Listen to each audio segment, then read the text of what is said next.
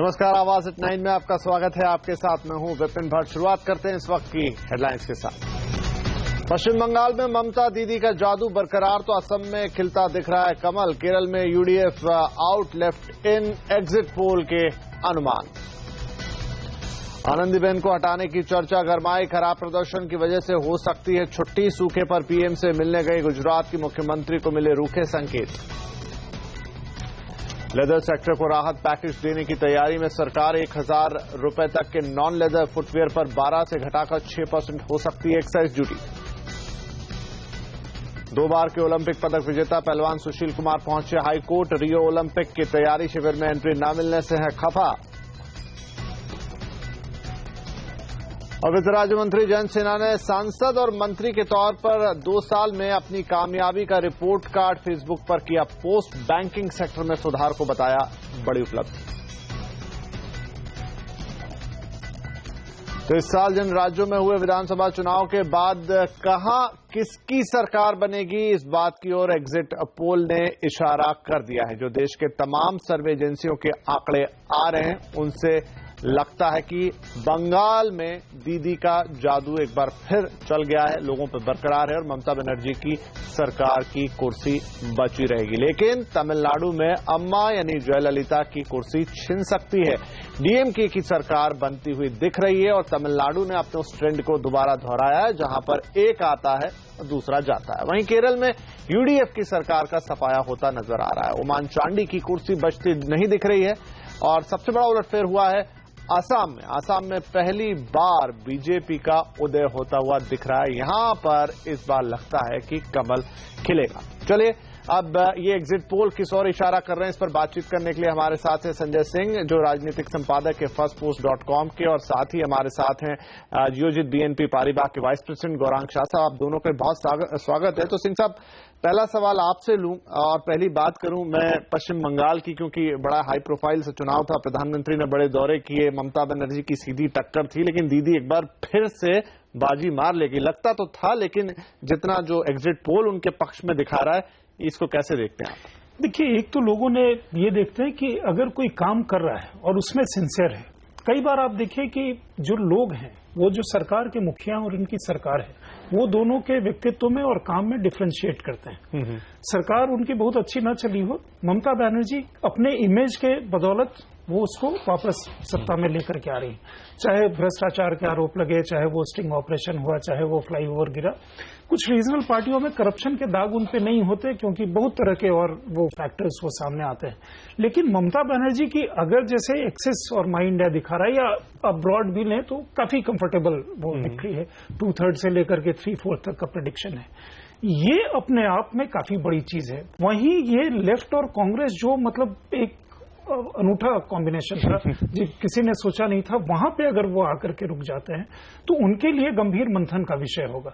BJP अगर 2-4 भी लेकर के जाती है तो उनके लिए वो कम से कम एक बाईपोल में बड़ी मुश्किल से जीते थे पिछली बार, तो उनके लिए उतने पे सेटिस्फाई होने के लिए मेरे ख्याल में ठीक ही होगा। लेकिन जो बड़ा उलटफेर हमें देखने को मिल रहा है वो है आसाम में बीजेपी का, जो एग्जिट पोल इशारा कर रहे हैं, जिस तरीके से बहुमत उनको आता हुआ दिख रहा है, इसके लिए किसको आप मानेंगे? क्या मोदी वेव तो नहीं कहना चाहिए, क्या मोदी फैक्टर ने काम किया, या कैसे ये उलटफेर होता दिख रहा है? देखिए, एक तो चीज बहुत सारे समय में वहां आउटसाइडर वर्सेस इनसाइडर, वो फैक्टर काफी समय से चल रहा था। उसमें बहुत सारे लोग सीधा इसको मतलब धर्म के आधार पे मुस्लिम वर्सेस हिंदू देखते हैं, लेकिन इनसाइडर में जो वहां के मुस्लिम हैं, वो भी जो बाहर से आए हुए मुस्लिम हैं, इलीगल इमिग्रेंट्स, उनको वो पसंद नहीं करते थे। आप देखेंगे सुप्रीम कोर्ट की बहुत स्ट्रांग उस पर ऑब्जर्वेशन है, वहां की आर्मी की, आईबी की, तमाम तरह की चीजों को, वो एक इशू अपने आप में बन रहा था। और जब बीजेपी उसमें सक्षम होती हुई दिखी, एक लोकल लीडरशिप को उभारा, साथ में वो एजीपी भी साथ में आई, बीपीएफ साथ में आई, तो एक सक्षम ये लगा कि वो काउंटर कर सकते हैं। 15 साल रहे तरुण गोगोई, दिल्ली में 15 साल शीला दीक्षित रही। दिल्ली में तो शीला दीक्षित का वो काम भी कई जगह वो परिलक्षित हो रहा था। साथ में ये भी लग रहा था कि अगर बेटन वो पास करना चाहते हैं, जिसके कारण हेमंत बिस्वा शर्मा वहां से अलग हुए, तो अपने बेटे को वो पास करना चाहते हैं। तो ये कॉम्बिनेशन, ये जो फैक्टर्स थे, ये एक ऐसा मूड क्रिएट करता है। आप देखेंगे जब भी लोगों को लगता है कि ये ऑल्टरनेट हमें अच्छे नतीजे दे सकता है, तो लोग उसकी तरफ पूरी तरह से वोट करने जा रहे हैं। फिर लोग ज्यादा वो नहीं करते।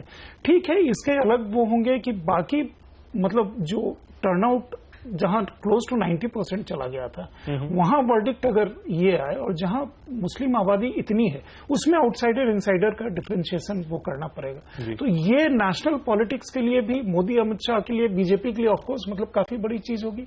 2008 में वो कर्नाटका जीते थे।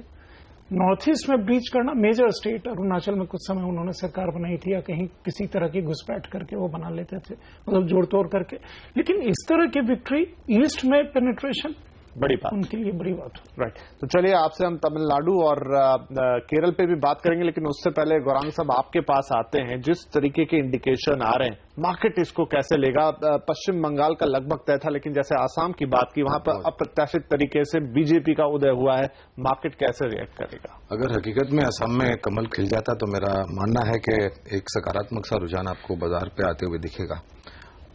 जरूरी ये है कि क्या अंकों से ये आता है। आने वाले समय में अगर ये क्लैरिटी आ जाती तो बहुत सहूलियत हो जाएगी। लेकिन हाँ, अगर कमल का जैसे सूर्योदय में अगर कमल खुल जाता है वहां पर असम में, तो 15 साल का जो इतिहास उगय साहब का रहा है उसका पलड़ा मेरे ख्याल से निपट जाएगा। एक नया पन्ना लिखा जाएगा अगर बीजेपी वहां पर में हकीकत में जीत जाती तो। इसके अलावा एक्सक्यूज मी, केरल और तमिलनाडु, अब तमिलनाडु में एआईएडीएमके और डीएमके, अब जो आंकड़े आ रहे हैं वो बिल्कुल ही एक सीधी सी लाइन आपको दिख रही है, डिवाइड बराबर से हो रहा है। तो यहां पर से किस तरीके से इक्वेशन उभर करके आता है तमिलनाडु में, खास करके ये देखना जरूरी होगा। और ऑफ कोर्स ओमन चांडी साहब अगर केरल में सक्षम नहीं है और अगर उनकी वापसी हो जाती है, तो लेफ्ट पार्टी का अगर जिक्र हो रहा है जिस तरीके से आंकड़े दिख रहे हैं, तो शायद उसका भी असर एक सकारात्मक सा बाजार पर होना चाहिए, मैं मानता हूं। राइट। सिंह साहब, जो बात करें हम तमिलनाडु की, तो फिलहाल एग्जिट पोल्स ही हैं, लेकिन ये जो ट्रेंड है इस राज्य का हमेशा से कि 5 साल अम्मा, फिर 5 साल करुणानिधि, फिर बाय टर्न लेते रहते हैं, फिर एक बार उसी तरह की चीज होती हुई दिख रही है। तो क्या वोटर पर्सपेक्टिव ही कुछ वैसा है? क्या होता क्या है वहां पे? दो चीज है। देखिए, ये टर्न बाय टर्न में अगर देखिएगा तो पूरा 2G और उसके अलावा तमाम भ्रष्टाचार के जो आरोप थे वो लोगों ने नकार दिया। ये रिवॉल्विंग डोर पंजाब में भी था, एक बार अकाली जीती थी, एक बार कांग्रेस जीती थी। पंजाब ने पिछले बार इस ट्रेंड को डिफाई किया, जिस समय सुखबीर बादल और प्रकाश सिंह बादल और बीजेपी वापस चुनाव जीत करके आए। इस तरह का एक अनुमान था कि तमिलनाडु भी इस बार शायद डिफाई कर सकता है, जो अभी एग्जिट पोल बता रहे हैं कि वो नहीं उस तरह का है। दूसरी इंटरेस्टिंग चीज ये होगी कि एक 90+ 92 ईयर का आदमी चीफ मिनिस्टर बनने को तैयार वहां है, और लोग जानते हैं, ये जान समझ के वो वोट कर रहे हैं। उनके दोनों बेटों के बीच का फ्यूड काफी बढ़ गया था, रागिरी मतलब चुनाव में ही नहीं थे जी। फिर मतलब बगल में जाए केरल में, वहां 92, 93 दो चीफ मिनिस्टर आपको 90+ में। तो ये एक देश का जो पॉपुलेशन प्रोफाइल था, वहां पे अगर आज भी कोई लीड कर रहा है 90+ का आदमी, तो इसके अपने मतलब इंटरेस्टिंग आयाम सब है जी। चलिए केरल की और बात कर लें, तो एक तरीके से यूडीएफ हटेगी, ओमान चांडी साहब जाएंगे, जो संकेत आते हैं। कांग्रेस के लिए भी झटका होगा, केरल को कैसे देखें? कांग्रेस के लिए बड़ा झटका। देखिए, कांग्रेस के लिए ये झटका इसलिए होगा कि आसाम और केरल ये दो स्टेट उनके थे। तमिलनाडु में वो डीएमके के साथ पिगी राइड कर रहे हैं, या वेस्ट बंगाल में उनके साथ वो छोटी पार्टी बन करके गए। अब अगर यहां वो हार जाते हैं तो इसके बाद उनके पास सिर्फ एक बड़ा स्टेट बचेगा, कर्नाटक। बाकी सारे स्टेट ऐसे हैं जो टोटल संख्या मिला दीजिए तो 10 पार्लियामेंट्री सीट करीब वो निकलती है। तो ये काफी बड़ा वो मंथन का विषय होगा। अगर आप लेफ्ट की तरफ देखेंगे तो वीएस अच्युतानंदन 93 में भी जाकर के वो पकड़ बरकरार है। उनको अंदर से भी काटने के तमाम प्रयास हुए, तमाम कोशिशें हुई, उसके बाद भी एक आदमी जो मतलब बाद में चुनाव प्रचार करने निकले और तमाम मतलब रैलियां की, तो धुआंधार रैलियां की, बोलते हैं लोग सुनते हैं। तो ये एक वहां देखिए ऐसे भी दो ही था, एक जाता तो दूसरा आता, लेकिन उसके बावजूद ये लूज करना, कई तरह के वो आरोप बीच में आए, अभी वो सोलर स्कैम वाला भी काफी कुछ चला। तो लोग कुछ चीजों को बाई करते हैं, अपने हिसाब से देखते हैं जी। तो मतलब केरल का जिस तरह के अगर आ रहे हैं, तो वहां अगर हम वीएस अच्युतानंदन को चीफ मिनिस्टर देखेंगे तो लेफ्ट के लिए भी अपनी एक डायनामिक्स है, कांग्रेस के लिए तो तमाम चीजें, क्योंकि इसके बाद आप देखेंगे तो प्रियंका गांधी लाओ किनारे, फिर से होने लगेगा, तो और अनस्टेबल होती हुई दिखाई देगी कांग्रेस। यहाँ तो चर्चा अंत करें उससे पहले गौरांग, बाजार नतीजों का इंतजार करेगा प्रॉपर या एग्जिट पोल पे ही रिएक्ट कर देगा? आई थिंक ऑलरेडी रिएक्ट हो जाएगा। और अभी जो सिंह साहब बात कर रहे थे, मेरे ख्याल से कांग्रेस के लिए ये छवि है कि आपको ये तय करना है कि आपने कुल्हाड़ी पैर पर मारी है या पैर कुल्हाड़ी पर मारा है। जी। तो ये मेरे ख्याल से कांग्रेस को तय करना होगा। और उनकी सोच विचार और जो उनका ओपिनियन है और बर्ताव है उसमें बहुत बड़ा बदलाव आने की जरूरत है, वरना वो जो कांग्रेस मुक्त भारत का एक नारा था वो हकीकत में हो सकता है अगर इसी तरीके का रुझान रहा। तो मैं मार्केट जैसे मैं जिक्र कर रहा था कि ऑलरेडी मेरे ख्याल से एग्जिट पोल के जो आंकड़े आए कल आपको शायद एक बाजार में करेक्शन जो भी है उसका रिएक्शन देखने को मिलेगा। बहुत शुक्रिया आप दोनों का इस चर्चा में हमारे साथ बातचीत करने के लिए। तो यहाँ पर एग्जिट पोल ने एक दिशा बता दी है कि अब नतीजे किस और बैठेंगे, लेकिन फिर भी नतीजों का इंतजार हम करेंगे। लेकिन अब रुख करते हैं एक और बड़ी खबर का। उससे पहले आप आपकी स्क्रीन पर देख रहे हैं एग्जिट पोल्स किस और इशारा कर रहे थे। तो पश्चिम बंगाल में तो लगभग लग रहा है कि दीदी एक बार फिर आएंगी। बड़ा नतीजा था जिसका सबको इंतजार था। लेकिन एक और महिला मुख्यमंत्री जिनकी हम बात कर लें और वो है गुजरात की आनंदीबेन पटेल। जी हाँ, गुजरात में हुए पटेल आंदोलन की आंच अब वहां की मुख्यमंत्री आनंदीबेन पटेल तक भी पहुंचती दिख रही है। राजनीतिक गलियारों से खबरें आ रही है कि गुजरात की मुख्यमंत्री आनंदीबेन पटेल की जल्द ही छुट्टी हो सकती है। दरअसल आज गुजरात की मुख्यमंत्री आनंदीबेन पटेल ने सूखे को लेकर प्रधानमंत्री मोदी से मुलाकात की थी, लेकिन गुजरात में पाटीदार आंदोलन को काबू न रख पाने के कारण आनंदीबेन को गुजरात के मुख्यमंत्री पद से ही हटाया जा सकता है। इस खबर पर और ज्यादा बातचीत के लिए हमारे साथ जुड़ रहे हैं ब्यूरो चीफ लक्ष्मण रोहार, साथ ही अहमदाबाद से हमारे संवाददाता मनीष देसाई। पहले बात करेंगे लक्ष्मण से। लक्ष्मण, कैसे ये एक कंक्लूजन निकल रहा है कि आनंदीबेन की कुर्सी को खतरा हो चला है? क्या रहा आज का घटनाक्रम? वैसे तो चर्चा काफी दिन से चल रही थी कि गुजरात की मुख्यमंत्री आनंदीबेन पटेल की छुट्टी हो सकती है, लेकिन आज ये चर्चा काफी ज्यादा गर्म हो गई। वो इस वजह से क्योंकि गुजरात की मुख्यमंत्री जब प्रधानमंत्री से मिलने पहुंची तो शुरू में कुछ देर तक चर्चा हुई सूखे को लेकर। इस चर्चा में भाग लेने के लिए जो भी अधिकारी या दूसरे लोग आए थे वो सारे अधिकारी बाहर निकल गए। उसके बाद करीब 1.5 से पौने 2 घंटे तक आनंदीबेन पटेल की प्रधानमंत्री नरेंद्र मोदी के साथ अकेले में बातचीत हुई। समझा जा रहा है कि इस अकेले में जो बातचीत हुई उसमें गुजरात के राजनीतिक परिदृश्य पर काफी ज्यादा चर्चा हुई है और शायद प्रधानमंत्री ने यह भी संकेत दे दिए कि हालात अगर नहीं सुधरते हैं तो फिर आपको अपना पद छोड़ना पड़ सकता है, यानी गुजरात की मुख्यमंत्री आनंदीबेन पटेल की छुट्टी हो सकती है। इस चर्चा को बल और मिल गया जब आनंदीबेन पटेल पीएम से मिलने के बाद भाजपा के अध्यक्ष अमित शाह से मिले और उनसे भी चर्चा हुई। और उनसे चर्चा के बाद खुद ओम माथुर पहुंचते हैं जिन्होंने रिपोर्ट पेश की थी और ये कहा था कि गुजरात में अगर मुख्यमंत्री को नहीं बदला जाएगा तो विधानसभा चुनाव हार सकती है भाजपा। यही वजह है कि पूरी चर्चा काफी तेज हो गई और अब माना जा रहा है कि हफ्ते दिन के भीतर इस पर अंतिम फैसला हो सकता है और हो सकता है कि गुजरात के मुख्यमंत्री आनंदीबेन पटेल की छुट्टी कर दी जाए, क्योंकि उन पर न सिर्फ भ्रष्टाचार के आरोप लगे हैं बल्कि पटेल आंदोलन को रोकने में भी उनकी कामयाबी काफी अच्छी नहीं रही है। और यहाँ पे भाजपा हाईकमान और यहाँ तक कि प्रधानमंत्री नरेंद्र मोदी भी माना जा रहा है कुछ हद तक असंतोष थे कि अब पटेल आंदोलन को नहीं रोक पाए। जी जी, तो मनीष भी है। मनीष, एक ये कि पटेल आंदोलन का सिर्फ कवर लग रहा है और पार्टी को लग रहा है कि नेतृत्व है आनंदीबेन पटेल का वो उतना कारगर नहीं है, क्योंकि अगले विधानसभा चुनाव में जीत चाहिए तो शायद कुछ और डायनेमिक नेता चाहिए होगा। क्या है अंदर की बात? जो मंत्री परिषद है और जो विधायक है उन सब में भारी असंतोष है आनंदीबेन के कामकाजी तरीकों को लेके, और इसके साथ साथ ये सारे भ्रष्टाचार के आरोप, पाटीदार आंदोलन की चीजें, ये सब चीजें जुड़ती गई। और इसको लेके जब नरेंद्र मोदी के पास ये रिपोर्ट पहुंची, अमित शाह के पास ये रिपोर्ट पहुंची, तो ये करीब करीब तय माना जा रहा है कि अब आनंदीबेन को निकाला जा सकता है, उनकी कुर्सी जो है वो खतरे में पड़ सकती है। हालांकि बीजेपी के जो यहाँ के प्रदेश प्रवक्ता है भरत पंड्या, उन्होंने इस चीज को नकारा है। उन्होंने कहा है कि ये काली अफवाह है, इस बात में कोई दम नहीं है। लेकिन जो हमारे सूत्र बता रहे हैं उसके मुताबिक अगले 1 हफ्ते में इस बात का फैसला लिया जा सकता है कि आनंदीबेन को गुजरात के मुख्यमंत्री के पद पर रहना चाहिए या नहीं रहना चाहिए। जी, बहुत शुक्रिया मनीष और लक्ष्मण आपका। तो आज जहां एक खबर आ रही है पश्चिम बंगाल से कि एक महिला मुख्यमंत्री फिर अपनी कुर्सी संभालेगी, तो गुजरात से कुछ इस तरह की खबरें कि जो फिलहाल वहां की महिला मुख्यमंत्री हैं, कारण कई हैं लेकिन शायद उनकी कुर्सी खतरे में। चलिए यहां पर लेते हैं एक छोटा सा ब्रेक और ब्रेक के बाद बात करेंगे वापस भारत आने के लिए विजय माल्या ने रख दी है कुछ शर्तें। तो क्या शर्तें हैं माल्या की, यह आपको सुनाएंगे इस ब्रेक के बाद।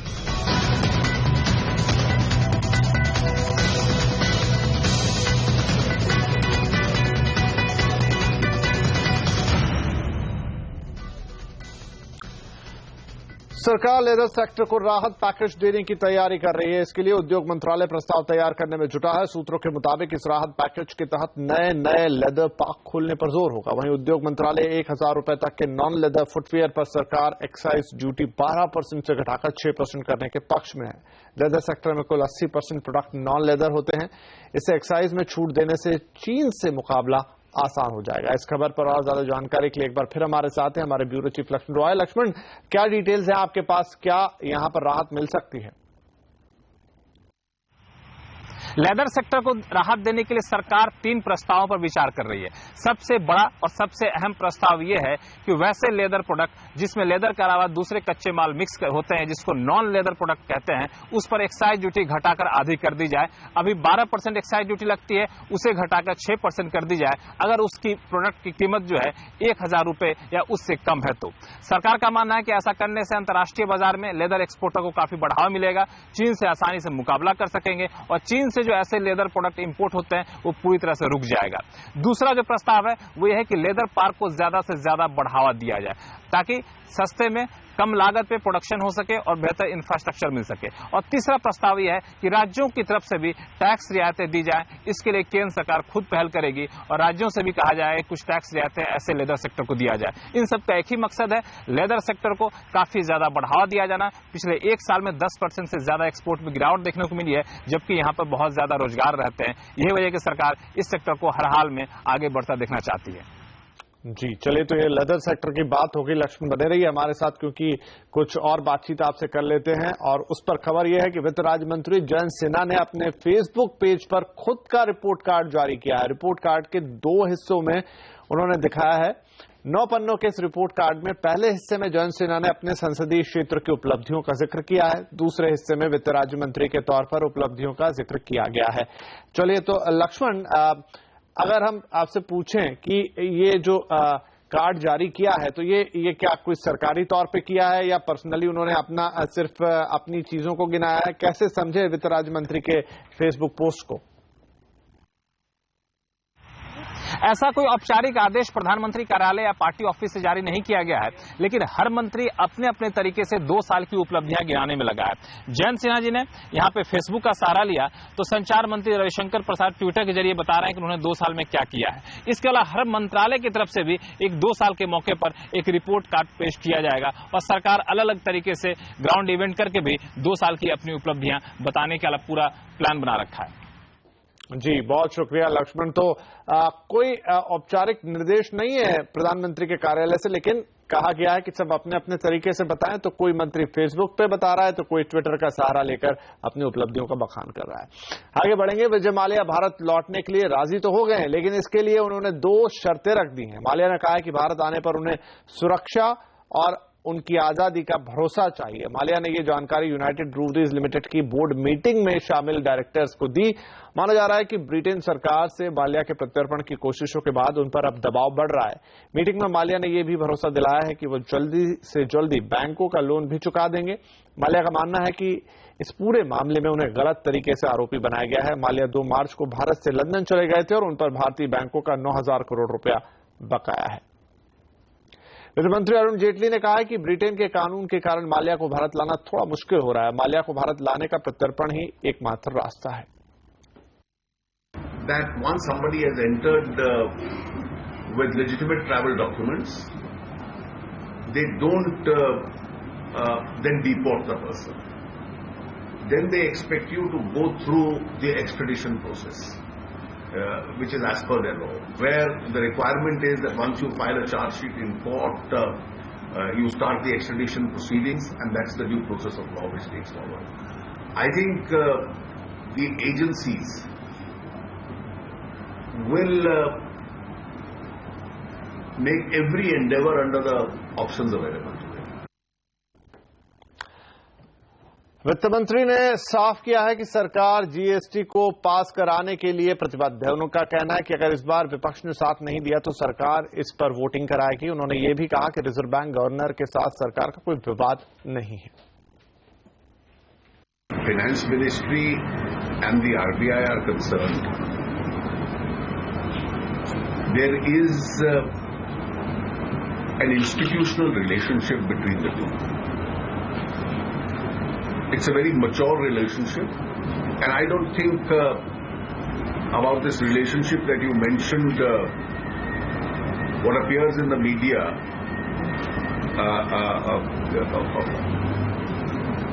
you should give much credence to. Modi सरकार ने 2 साल में कैसा काम किया है, इस मुद्दे पर ईटीवी नेटवर्क के हेड जगदीश चंद्रा ने वित्त मंत्री अरुण जेटली से बातचीत की है। सुनिए इस बातचीत में वित्त मंत्री ने क्या खास कहा। जीएसटी सही मायने में कांग्रेस पार्टी का प्रस्ताव था और कांग्रेस पार्टी उसको लाई थी। उसमें वो कंसेंसस नहीं बना पाए थे राज्यों के मुख्यमंत्रियों के बीच में। मैंने कंसेंसस बनाया और उन्हीं का ही बिल आगे बढ़ा रहा। अब उनको अपने बिल में 2-3 दोष नजर आने लग गए हैं। अब ये तो बहुत विचित्र स्थिति है। तो मैं उनसे चर्चा करूंगा और कोशिश करूंगा कि कंसेंसस के माध्यम से हम इसको पारित करें। एफडीआई हाईएस्ट एवर आ रहा है और इसका एक कारण ये भी है कि दुनिया के बाकी देश तो कोई -2% जीडीपी पे है, कोई +2% पे है, इमर्जिंग इकोनॉमीज 4% पे है। तो उनको 7-7.5% की कौन सी इकोनॉमी मिलेगी निवेश करने की? तो निवेशक भी समझदार होता है, वहां जाएगा जहां इकोनॉमिक एक्टिविटी हो रही है। तो मोदी सरकार के 2 साल पूरे होने पर सीएनबीसी आवाज पर आप देख सकते हैं एक मेगा कवरेज आज से लगातार 26 मई तक। मैं नरेंद्र दामोदर दास मोदी।